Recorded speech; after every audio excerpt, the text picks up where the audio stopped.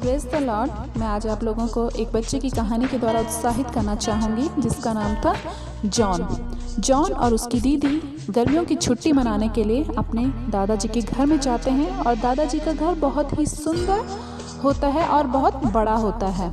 तो वो वहाँ पर छुट्टियाँ मनाने जाते हैं और आनंद से रहते हैं। तो एक दिन जब बच्चा घूम रहा था घर में तो दादाजी की बतखें थी, तो उन बतखों को वो देख रहा था और वो बगल में गुलेर चला रहा था और उस गुलेर से एक बतख पे लग जाती है। और जब बतख पे चोट लगती है तो वो दौड़ा दौड़ा बतख के पास जाता है और वो देखता है कि बतख को क्या हुआ। तो वो जैसे वो बतख को अपनी गोद में उठाता है तो वो मर जाती है।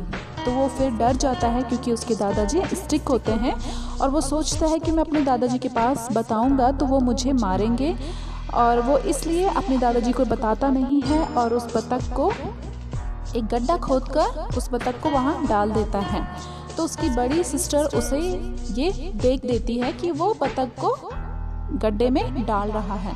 तो जब वो वापस आता है तो उसकी दीदी उससे कहती है कि मैंने तुझे देख दिया है कि तूने दादाजी की बतख को मारा है। तो वो अपनी दीदी से कहता है कि दीदी नहीं, कि आप मेरी बात को दादाजी को मत बताना कि मैंने उनकी बतख को मारा है, दादाजी मुझे मारेंगे।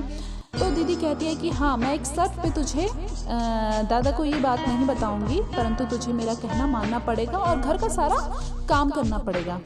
तो वो कहता है कि नहीं दीदी, मैं बहुत छोटा बच्चा हूँ, मैं कैसे करूँगा। तो वो दीदी कहती है कि नहीं, अगर आज तू नहीं करेगा तो मैं दादाजी के पास तेरी बातों को बोल दूँगी। तो वो फिर कहता है कि ठीक है, मैं कार्य करने के लिए तैयार हूँ। तो अपने घर का सारा काम करना शुरू कर देता है और वो थक जाता है। वो जैसे बिस्तर में आराम करने जाता है उसकी दीदी फिर से पीछे से बोल बैठती है कि जॉन तूने ये करना है। फिर वो जाता है, फिर वो कार्य करता है। जैसे वो आराम करने जाता है उसकी दीदी ये कहती है कि जॉन अभी तुझे वो कार्य करना है। और वो ऐसे बहुत परेशान होने लगता है। वो सोचता है कि ऐसे में तो मैं बहुत परेशान हो रहा हूँ। फिर वो सोचता है कि जो भी हो मुझे अपने दादाजी के पास जाना है और अपने दादा को बताना है कि दादाजी मुझसे ये गलती हो गई है। वो डरते हुए अपने दादाजी के पास जाता है और दादाजी के बगल में एक छड़ी रखी होती है। वो उसे देखता है और घबराता है, सोचता है कि अगर मैं अपने दादा को बताऊंगा तो वो मुझे इस छड़ी से पीटेंगे। मगर वो हिम्मत करके अपने दादाजी को बता देता है कि दादाजी मैंने आपकी एक बतख को गलती से मार दिया। तो जब दादाजी ये सुनते हैं तो वो कहते हैं कि बेटा, मुझे ये पता था कि तूने मेरे बतख को मारा है, परंतु मैं ये चाहता था कि तू अपनी जुबान से खुद इस बात को बोले।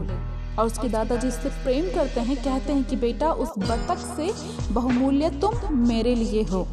उसी प्रकार परमेश्वर भी हमसे बहुत प्रेम करता है। जब हमसे कोई गलती हो जाती है, कोई अपराध हो जाता है, परंतु जब हम अपने परमेश्वर से अपनी सारी बातों को बोलते हैं, अपनी सारी बातों को परमेश्वर के आगे रखते हैं, तो वो हमसे प्रेम करता है, वो हमको गले लगाता है। क्योंकि हमारा जीवन तो उसके सामने खुली किताब के समान होता है। हम अपने परमेश्वर से कुछ नहीं छुपा सकते हैं। हम सोचते हैं कि हम परमेश्वर से ये बातों को छुपा लेंगे, मगर नहीं, हम परमेश्वर से कुछ नहीं छुपा सकते हैं। मगर अगर हम परमेश्वर के समीप जाते हैं, अपनी बातों को कहते हैं कि परमेश्वर हमसे ये गलती हो गई है, हमें क्षमा कर, हम उससे अपने पश्चाताप करते हैं कि परमेश्वर हमसे ये गलती हो गई, तो परमेश्वर हमें क्षमा करता है और हमें गले लगाता है, वो हमसे प्यार करता है। जिस तरीके से जॉन के दादाजी ने उससे प्यार किया कि उन्होंने उससे कहा कि तुम मेरे लिए उस बतख से बहुमूल्य हो, उसी रीति से इस सृष्टि में हम परमेश्वर के लिए सबसे मूल्य हैं, क्योंकि हम उनकी रचना है, वो हमसे प्रेम करते हैं। Thank you. अगर आप इस कहानी के द्वारा उत्साहित होंगे तो मैं आज के दिन के लिए परमेश्वर को धन्यवाद करती हूँ।